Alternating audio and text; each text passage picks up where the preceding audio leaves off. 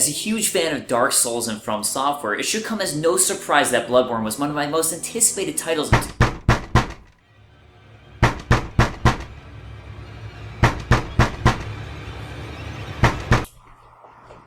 Hello? Hi, I'm Steve, and I represent the Church of Blood Healing. For just a moment of your time, I'd like to spread some insight about the... Bloodborne was one of my most anticipated games of 2015. You see, after FromSoftware's success with their game Dark Souls, Sony Computer Entertainment approached the game's director, Hidetaka Miyazaki, about working on an exclusive game for the PS4. He then skipped working on Dark Souls 2, which may explain why several people deemed the game a disappointment, in order to focus on this title, which would become known as Bloodborne. With Bloodborne, Miyazaki set out to distinguish the game from the Souls title. Hi! Holy shit! I'm here to celebrate our Lord and Savior Lawrence. How did you get in my house? The Godhead works in mysterious ways, my friend. Anyways, the Souls title's combat emphasized a slower-paced, methodical combat, where shields were useful in blocking and protecting yourself. Bloodborne gets rid of shields almost entirely, replacing them with guns in a much more aggressive style of combat. I mean, there's only one singular shield, the wooden shield, which is fortunate, being that wood is totally bulletproof.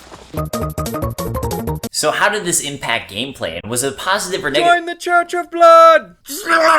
Bloodborne begins with your character receiving a shady blood transfusion, because that's a good place to skimp on spending money. Not surprisingly, this shady blood causes you to trip balls and see some truly messed up shit before you awake to find your kind blood administrator missing. A note in the room informs you to seek pale blood to transcend the hunt. Sounds easy enough. So, with your mission in hand to seek pale blood, whatever the hell that is, you head out of the clinic to find a beast, eating what appears to be the guy who gave us the blood transfusion. Yup, I think I definitely took a wrong turn. I'll just go the other way then. It turns out you're in some sort of nightmarish world, maybe caused by the blood transfusion, maybe not, and these beasts are a regular thing. Also, the best way to get past the beast? By sticking your hand up its butt. I like this game already. It's very true to life. Making it past the beast, you'll reach Central Yharnam in the center stage of the game. Yharnam is filled with people slowly turning into beasts themselves, who also happen to be hunting fully transformed beasts. Also, they hate you. But I mean not me, because I'm pretty Oh. From Central Yharnam, or after your first death, you'll be able to transfer to the Hunter's Dream via a lamppost. The Hunter's Dream serves as the main hub of the game. It's here you'll receive your first trick weapons. Weapons which have two modes that can be switched out on the fly while attacking enemies. Have access to shops via creepy messengers and bird baths, and level up by talking to a random doll. Ah yes, a living doll. Fucking FromSoftware. To escape this dreadful Hunter's Dream, halt the source of the spreading scourge of beasts lest the night carry on forever. Okay, to do that we find and talk to Gehrman, a central figure who acts as your mentor, who basically tells us, don't worry about everything, just kill shit, it's all good. He also tells us we can use whatever we find in the Hunter's Dream. Even the doll, should it please you. Are you suggesting what I think you're suggesting? Is it rude to turn down that kind of offer? After spending time in the Hunter's Dream, you can reawaken back in Yharnam where you'll meet Gilbert. Whatever your reasons might be, you should plan a swift exit. Okay.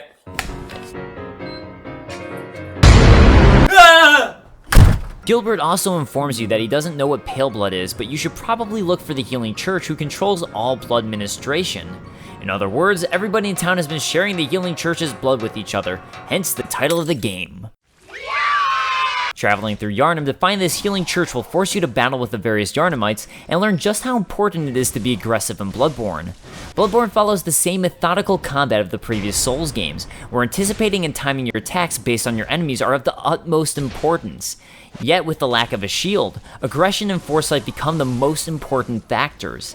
In the place of a shield, your character will wield one of a variety of guns, most of which allow you to parry an enemy's attack by shooting them just before they hit you. If you pull this off properly, you'll be able to perform a powerful visceral attack. If your character is injured, Immediately afterwards, you'll have a brief window to regain your health indicated by a lighter red meter on your health bar. This is done by attacking enemies, whose blood will serve to heal your wounds. Thanks, Healing Church! You know, this blood tastes a little bit like corn syrup. I need more. Making it through the various enemy mobs, you'll reach a large bridge to the Healing Church and make an important discovery. You now have a holy fuck meter! By seeing this boss, the amount of insight your character has goes up from 0 to 1. The more insight you get, the more fucked up shit you've been seeing. In fact, you could interpret to mean you're going batshit insane. Which I would never do. It turns out the path past the Cleric Beast is blocked off, so you're required to find an alternate way around by traveling through the sewers where you'll discover the true nature of Bloodborne. Look, I'm not saying it was intentional, But... how is this not intentional? Bloodborne. Your next boss is Father Gascoigne, a hunter and former member of the Healing Church who has gone insane. Midway through the battle, he'll transform into a beast, proving it's men turning into these lichens. This leads you straight into the Uden Chapel, where you'll find... Suppose we could be friends? what? Bloodborne. In Uden Chapel, you'll find another lore note. The Bergenworth spider hides all manner of rituals and keeps our lost master from us. A terrible shame. It makes my head shudder uncontrollably. So when you say head shudder uncontrollably, do you mean like... Bergenworth itself turns out to be the birthplace of the Healing Church, and where the founder of the church himself studied. And apparently there's a spider there. Meaning, I really don't care to go there. So instead, we'll head into Old Yharnam, where this town is long abandoned, hunters not wanted here. And the sign said long-haired freak. The people of Old Yharnam were infected by a mysterious illness that led to such widespread fear and panic, the church decided to barricade it and burn the motherfucker to the ground. This disease can be found in the boss of the area, the blood-starved beast, and turns out to essentially be poison. For taking the beast out of its misery, you'll open the path to the Grand Cathedral of the Healing Church and find your first chalice. It's with this chalice you'll be able to access Bloodborne's optional content. It's randomly generated chalice dungeons which are filled with a whole lot of meh. On the other hand, they do at least keep with the game's theme, Bloodborne. Fortunately, the other area you open up, the Grand Cathedral, is far more interesting.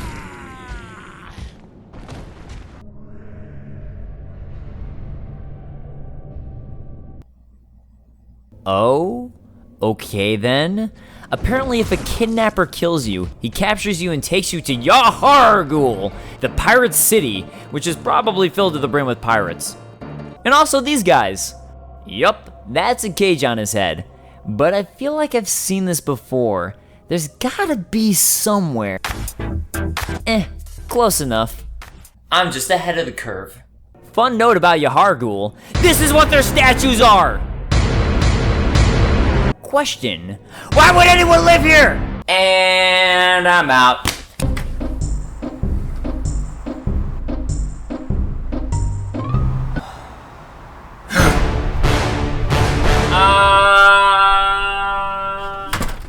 Nightmarish rituals crave a newborn. Find one and silence its harrowing cry. So is this game telling me to kill a baby? Is that what Bloodborne's about? By making it out of Yahar'gul, you can finally reach the Grand Cathedral.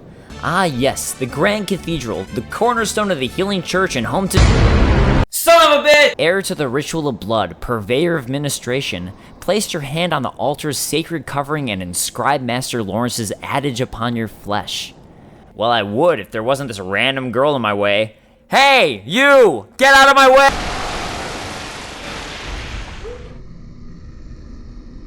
Dream come true. Dream come true. Vicar Amelia, who would seem to be the residing head of the church by her title, also transforms into a beast, only further showing that something is majorly wrong with the Healing Church. She's a fairly easy boss fight, so long as you're aggressive, and in no time at all, you'll make her your bitch. Get it? Because it looks like a female dog? Did you get the joke? On the altar of the church is Lawrence's skull, confirmed by Miyazaki in an interview, so don't even try to give me any shit. I see you. Don't even think of commenting.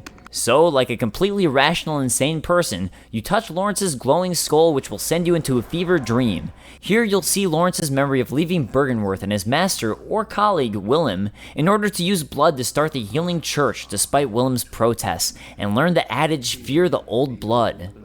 By the gods, fear it, Lawrence. And if you have no idea what's happening yet, don't worry, that's about par for course, but it does eventually make sense. As the healing church was a dead end and we couldn't find any pale blood there, it's on to Bergenworth and the birthplace of the healing church. With the knowledge of this adage, you're now able to tell a dead guard your fever dream and get into the forbidden woods. Suddenly, you're confronted by weird brain sucker things that have tentacle heads, snake-headed people, and giant centipede monsters who shoot lasers, because why the hell not? Okay. What the fuck? That is a thing in this game. That is a thing. Which, might I remind you, is what we saw in the Grand Cathedral? This is what the Healing Church worships. This! And frankly, they're all insane because they can't even pronounce amygdala properly. Oh, amygdala. Oh, amygdala. It's pronounced amygdala. Amygdala! It's the tonsil almond-shaped portion of the brain that controls fear. Get a clue, idiots! So, whatever. Ignoring the healing church, you head into Bergenworth, where you find the one and only Master Willem. Up until now, most of the NPCs and bosses have been fairly insane, especially those associated with the healing church, but surely Willem will finally tell us what the fucking shit is going on here, and why Lovecraft is suddenly invading my gothic horror game. Because I'm ready for the truth, damn it!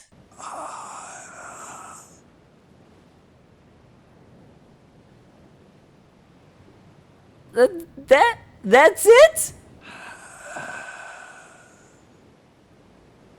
I hate you, Willem. For whatever reason, Willem seems to want you to go for a swim in the lake. So, disobeying most video game conventions, you do just that to discover you're the son of a god and can walk on water. There's also a cute flowery creature, spider, who's actually completely docile and won't attack you, but it's a spider, and thereby disgusting, And therefore must die. and upon defeating it, the game gets even more weird. A lady in a wedding dress suddenly appears crying in the middle of the lake. Lady, I killed the spider. What could you possibly be? Oh, shit. You suddenly wake up in a crazy church and ritual secret broken. Seek the nightmare newborn. Oh, okay. So this is where everything in the game goes to shit. You walk out to the next area, Yahar'gul, to discover these godheads are everywhere. Also, remember the Uden Chapel? Turns out there's been one hanging out there the entire time we just couldn't see before. Oh, and the Healing Church, as well as various factions of Yharnam, worship these things as great ones. Yup, that thing with multiple eyeballs trying to shoot me with a laser is apparently a god. But don't worry, now the enemies are more nightmarish and fucked up too. The beasts have their insides on the outsides, and hey, where are you going, buddy? I don't think that's supposed to happen. Oh, and you want to know how fucked up this area is? The walls are lined with people who are trying to get the hell out and somehow got glued and stuck to the wall. The people trying to escape are now horrifying statues. And what was so terrifying that they were trying to escape from?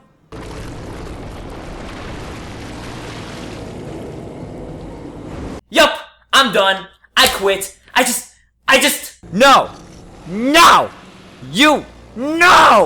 I missed the beast! Beyond this abomination, you'll find...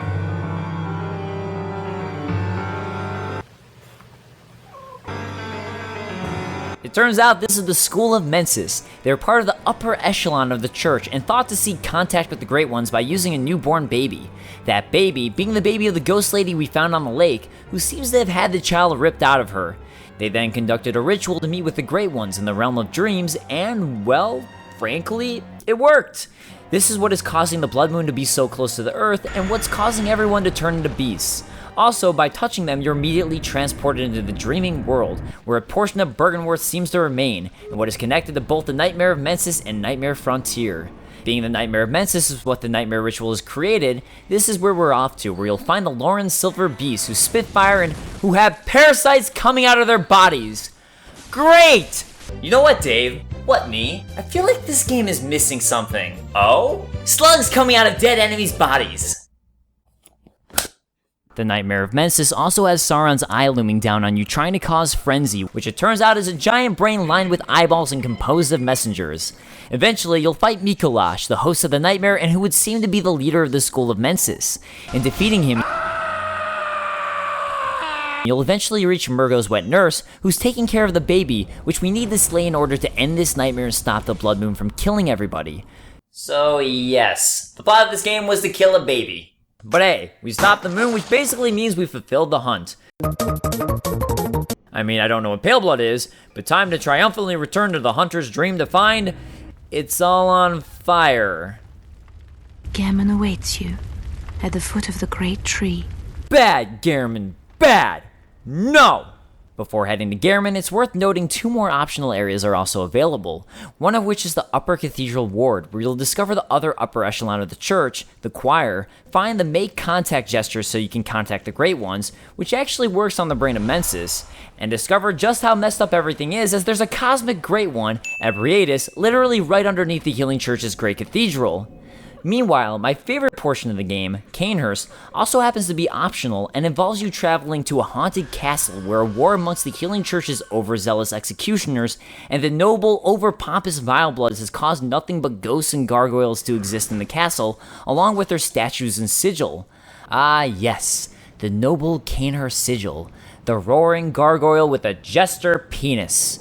We ravage our women with laughter.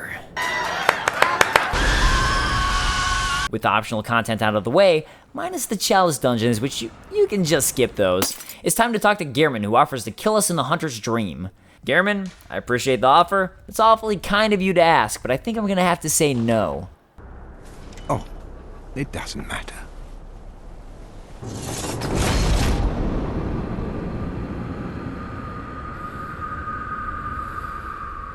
Tonight, Gammon joins the hunt.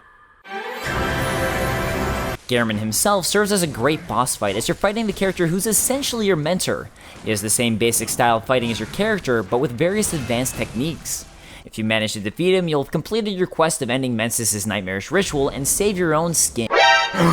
You're hugged by another Great One, the Moon Presence, and the true keeper behind the Hunter's Dream. But fuck hugs! That was a joke. I love hugs. While fighting Gehrman, you may have noticed that he's the first hunter, and it turns out was actually around during the founding of the Healing Church and even knew Lawrence. In fact, Gehrman created the first Hunter's Workshop and worked alongside the Healing Church in fighting off beasts. The beasts themselves created due to the Healing Church's blood. The Hunter's Dream was created by Gehrman, or in a creepy twist, perhaps the doll whose finger twitches, by connecting with the Great One, the Moon Presence, kinda similar to what the School of Mensis was trying to do, just minus the baby. This Moon Presence has taken control of Gehrman and is forcing him to perpetually live in the Hunter's Dream and cycle through hunters in order to prevent the moon from drawing too close to Yharnam. If you can defeat this puppet master, you'll finally stop the cycles and triumphantly become, a baby slug. Congratulations! There's multiple outcomes depending on how you choose to tackle the ending, adding some replayability to the game. You also never really find out what pale blood is. Although in an odd twist, the blood moon is referred to as a pale blood sky, meaning it could have to do with the nightmare Mensis. On the other hand, both Willem and the doll bleed white when attacked, which could be pale blood. Regardless, Bloodborne ended up being a worthy successor to Dark Souls with a new style and twist to it. In fact, I wonder if there's a way to spread my love of the good blood to others.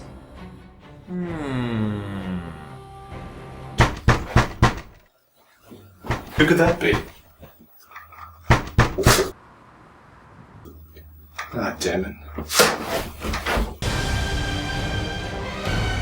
Which is what inspired me to build this baby. A working time machine. Of course, you don't get to celebrate for too long, as it turns out your next task is to talk to this thing! Ah! I don't like it!